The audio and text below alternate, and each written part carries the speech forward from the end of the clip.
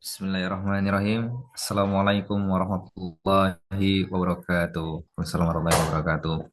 Oke, perkenalkan kami dari kelompok satu ingin mempresentasikan materi terkait implementasi strategi pada bidang manajemen operasi 2.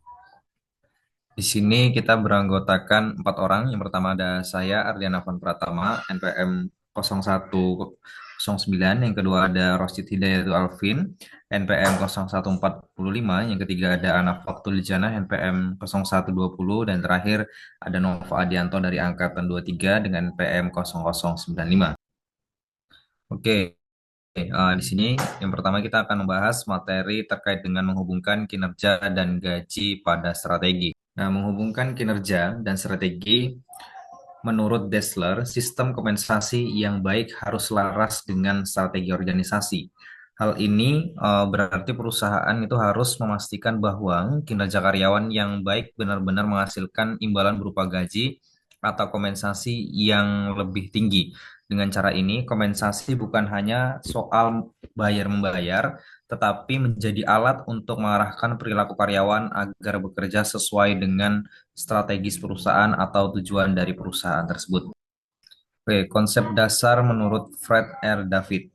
Yang pertama, ada strategi dapat berhasil hanya jika kinerja individu selaras dengan tujuan organisasi. Yang kedua, kinerja dinilai berdasarkan kontribusi pada tujuan tahunan. Dan yang ketiga, reward dan insentif membantu menggerakkan perilaku sesuai dengan strategi.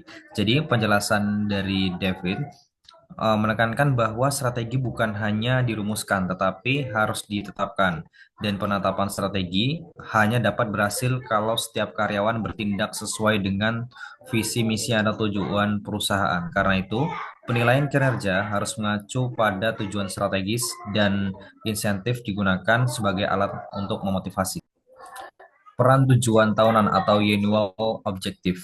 Yang pertama ada menerjemahkan strategi jangka panjang ke target operasional. Yang kedua menjadi dasar penilaian kinerja. Yang ketiga menjadi acuan kebijakan dan tindakan karyawan. Jadi tujuan tahunan adalah jembatan antara strategi perusahaan dan aktivitas karyawan.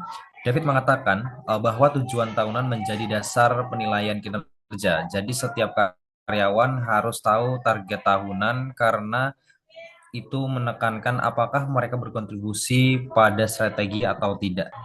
Reward sebagai alat implementasi strategi. Yang pertama ada insentif memotivasi karyawan, yang kedua kompensasi selaras dengan strategi, yang ketiga membentuk budaya kerja berorientasi hasil. Jadi David itu menjelaskan bahwa reward itu bukan sekedar bonus. Reward adalah alat manajemen strategi. Dengan insentif yang tepat, perusahaan bisa mengarahkan nih perilaku karyawan. Misalnya kalau strategi perusahaan ingin meningkatkan layanan, maka reward yang diberikan adalah indikator layanan seperti kepuasan pelanggan. Di sini ada cara atau langkah-langkah menghubungkan kinerja dengan strategi. Yang pertama, ada kinerja itu dinilai berdasarkan kontribusi strategi. Yang kedua, kebijakan mendukung tindakan karyawan. Yang ketiga, insentif diberikan berdasarkan pencapaian tahunan. Dan yang terakhir, ada evaluasi kinerja harus objektif dan terukur. Jadi, hubungannya itu antara apa yang dilakukan karyawan dan apa yang ingin dicapai oleh sebuah perusahaan. Jadi kinerja harus dinilai dari kontribusi terhadap strategi, bukan hanya penilaian subjektif, dan reward harus diberikan kalau tujuan strategi tercapai. Yang selanjutnya ada mengelola resistensi terhadap perubahan. Resistensi muncul karena ketidakpastian, kekhawatiran akan kerugian, dan hilangnya kenyamanan kerja. Untuk mengatasinya, organisasi harus menciptakan iklim yang kondusif, memberikan informasi yang jelas, serta menghapus salah persepsi. Terdapat tiga pendekatan umum, yaitu strategi perubahan yang dipaksakan, yang kedua, strategi perubahan edukatif atau educative change strategi, dan strategi perubahan rasional atau kepentingan sendiri atau rasional or self-interest change strategi, di mana strategi rasional paling efektif karena meyakinkan individu bahwa perubahan memberikan manfaat pribadi sehingga meningkatkan komitmen. Selanjutnya, manajer perlu mengantisipasi perubahan, yaitu dengan merencanakan prosesnya, melibatkan karyawan dalam pengambilan keputusan, memberikan pelatihan, serta mengawasi resistensi selama implementasi. Strategi perubahan yang baik menekankan partisipasi, komunikasi, motivasi, serta umpan balik. Ketika karyawan diperlakukan sebagai key drivers, bukan sekedar bagian yang dapat diganti. Motivasi, kreativitas, kualitas, dan komitmen meningkat sehingga organisasi mampu beradaptasi secara berkelanjutan dalam lingkungan yang terus berubah. Pada slide ini, saya ingin menjelaskan kenapa budaya organisasi itu penting banget ketika kita mau menjalankan strategi baru. Intinya itu gini, kalau budaya itu kayak cara hidup dalam sebuah perusahaan, mulai dari kebiasaan kerja, sikap karyawan, sampai cara pimpinan mengambil keputusan. Kalau strategi baru itu masuk, tapi budayanya masih menolak perubahan, biasanya implementasinya bakal tersendat. Nah, makanya banyak ahli bilang itu kalau lebih mudah mengubah budaya biar cocok dengan strategi daripada memaksa strategi buat ngikutin budaya yang lama. Saya kasih contoh, kalau perusahaan itu mau fokus ke inovasi, tapi budaya kerjanya masih super formal dan masih takut salah, jelas inovasi itu pasti nggak akan jalan. Jadi budaya itu semacam fondasi buat strategi biar bisa jalan dengan lancar. Selanjutnya, cara mengubah budaya agar mendukung strategi. Di slide ini, kita masuk ke cara-cara mengubah budaya organisasi. Mengubah budaya organisasi itu nggak bisa instan, tapi tetap bisa dilakukan lewat berbagai langkah. Misalnya lewat rekrutmen orang-orang dengan mindset yang selaras, pelatihan rutin, pemindahan karyawan ke bagian atau divisi yang lebih cocok, promosi, dan merombak struktur organisasi. Peran pimpinan di sini tuh besar karena budaya itu tercermin dari teladan. Kalau pimpinan bilang, ayo kita disiplin, tapi dia sendiri telat terus, ya nggak bakal dipercaya.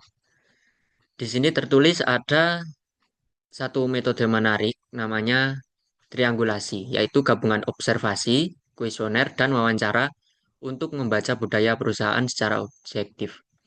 Mirip kayak kita kalau mau kenal seseorang, kita nggak cukup lihat dari satu sisi aja, kita juga perlu lihat dari berbagai sudut.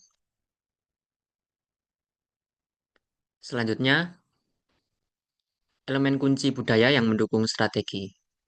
Menurut Shane, ada beberapa elemen penting yang membentuk budaya dan akhirnya memengaruhi strategi. Misalnya, pernyataan formal seperti visi dan aturan perusahaan, desain ruang kerja yang bisa memengaruhi interaksi karyawan, teladan pimpinan, sistem kompensasi, cerita-cerita internal perusahaan, sampai hal-hal yang sering diukur oleh atasan. Saya kasih contoh, kalau di suatu perusahaan itu atasan selalu memberikan apresiasi orang yang cepat menyelesaikan pekerjaan. Lama-lama budaya perusahaan itu kan pasti terbentuk jadi perusahaan yang menghargai kecepatan. Tapi kalau dihargai, tapi kalau yang dihargai itu ketelitian, maka karyawan cenderung akan bekerja lebih hati-hati. Jadi sebenarnya budaya itu tumbuh dari apa yang dilakukan sehari-hari, bukan cuma slogan yang ditempel di tembok.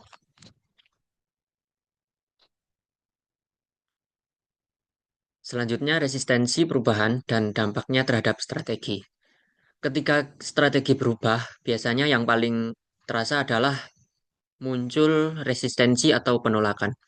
Ini wajar, karena manusia pada dasarnya nyaman dengan kebiasaan.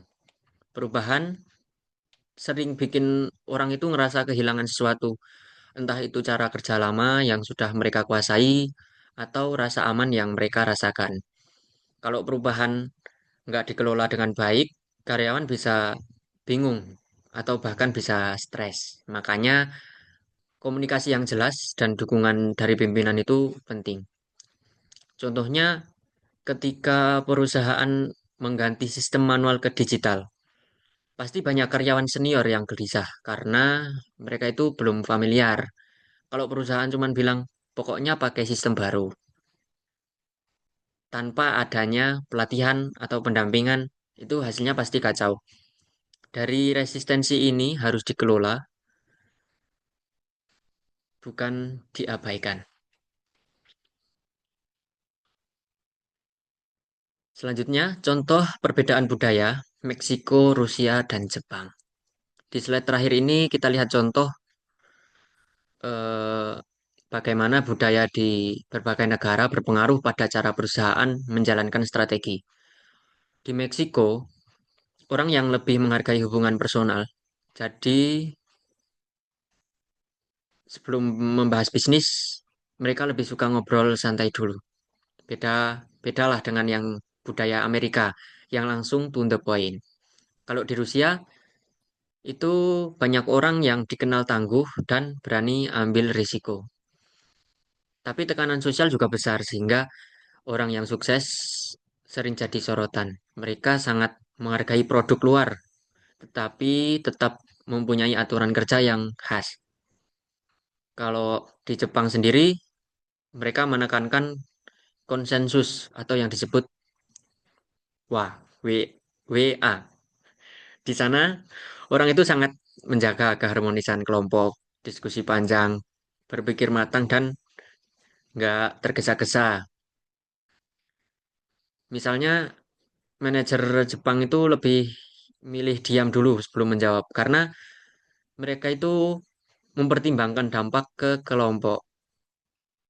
Jadi, dari ketiga contoh perbedaan ini menunjukkan bahwa strategi yang sama belum tentu bisa diterapkan dengan cara yang sama di semua negara. Selanjutnya akan dijelaskan oleh rekan saya.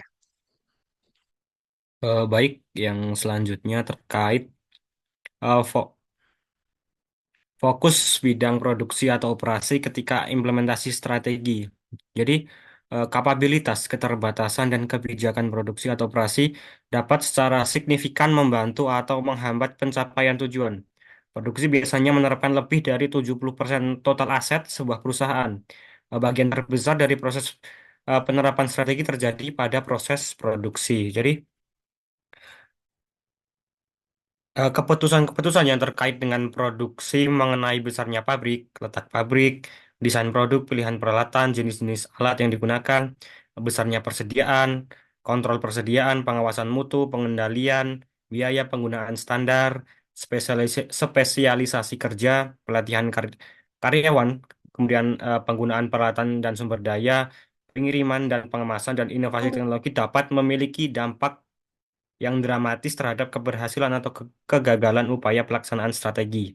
Kemudian di tabel 7.3 ini merupakan contoh penyesuaian pada sistem produksi yang perlu dilakukan untuk melaksanakan berbagai strategi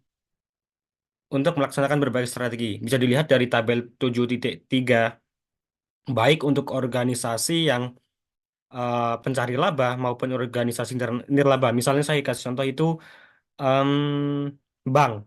Nah, di sini bank itu merumuskan untuk membuka 10 cabang baru.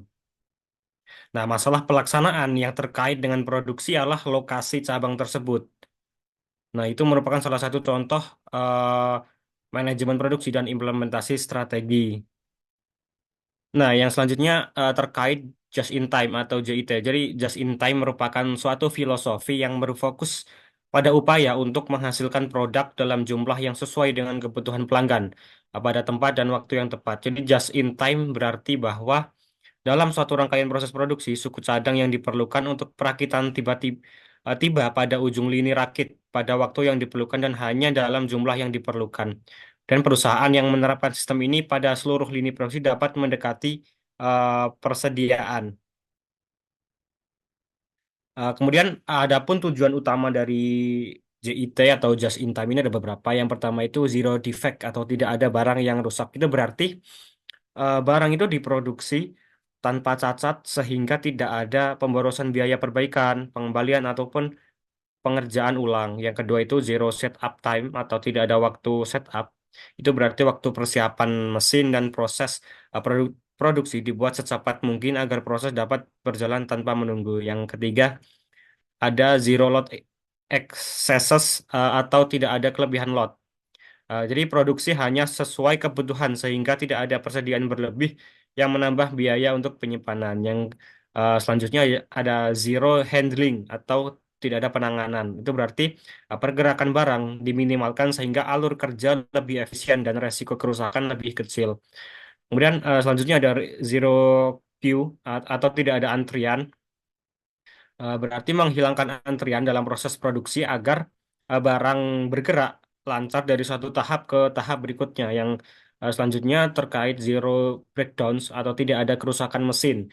Jadi menghilangkan antrian dalam proses produksi agar barang bergerak lancar dari satu tahap ke tahap berikutnya. Yang terakhir terkait zero lead time atau tidak ada lead time. Mesin dipelihara secara preventif sehingga proses produksi itu tidak terganggu oleh kerusakan, sorry, waktu tunggu antar proses dipangkas sehingga produksi menjadi lebih cepat dan responsif terhadap permintaan.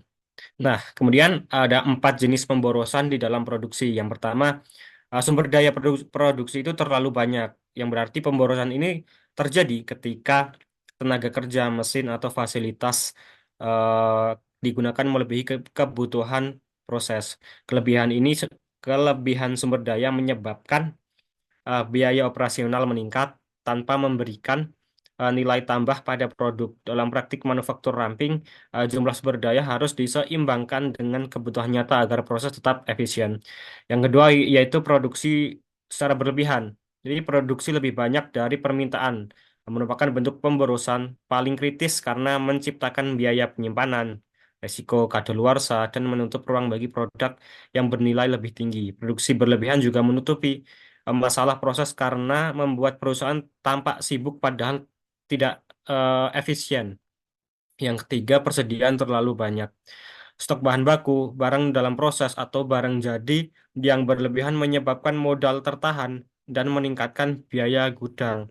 Persediaan besar juga memperpanjang aliran produksi dan menutupi ketidak efisiensi seperti setup time yang lama atau aliran kerja yang tidak stabil. Yang terakhir itu terkait investasi modal yang tidak perlu, pengeluaran untuk mesin, teknologi, atau fasilitas yang tidak dibutuhkan, menciptakan pemborosan jangka panjang karena aset tersebut tidak memberikan nilai tambah yang sebanding. Investasi yang tidak sesuai kebutuhan biasanya muncul akibat perencanaan kapasitas yang buruk atau keputusan manajerial tanpa analisis data yang memadai. Nah, sekian presentasi kelompok kami, kurang lebihnya mohon maaf. Wassalamualaikum warahmatullahi wabarakatuh.